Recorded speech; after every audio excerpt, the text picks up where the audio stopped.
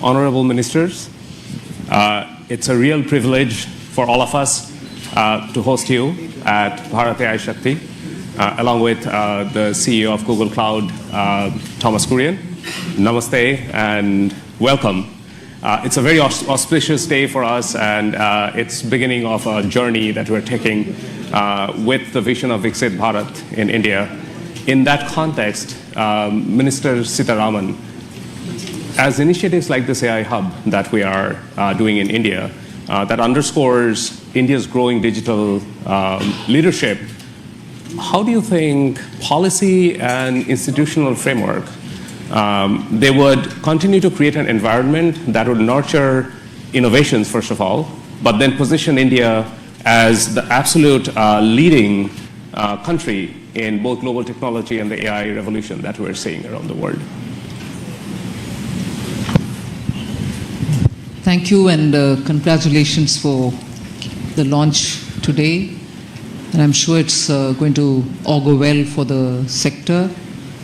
And also, I think, if I'm not too much in a haste to add a dimension which I would have loved to bring in a bit later, launching it and also landing the cables in Andhra Pradesh, I think, speaks so much about the synergy between progressive policy making and also dynamism in decision making in governance.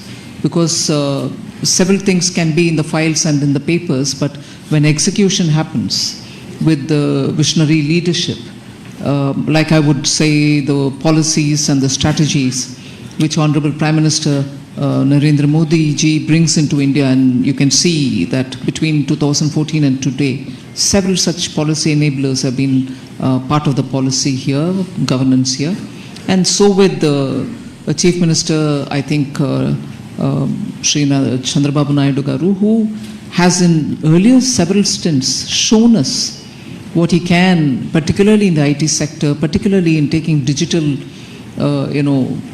templates to the public, has done. And therefore, I think it is just the right place to land in, and also the right country to be in. So the specific thing about your question is, the temperament and the vision of the leadership itself has been tested and tried over decades, whether when he was a chief minister in Gujarat or subsequently on becoming the prime minister of the country. And you also have a very technically savvy minister taking the lead. And as a result, you're constantly pushing the policy more towards where it should be, rather than competing and trying to catch up.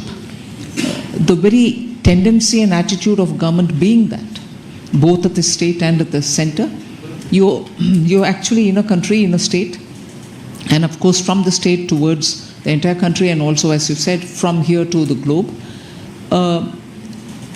It's been one of those very interesting phases in Indian history, where policy is pushing ahead much before many of the parties in the political arena are even ready to absorb it.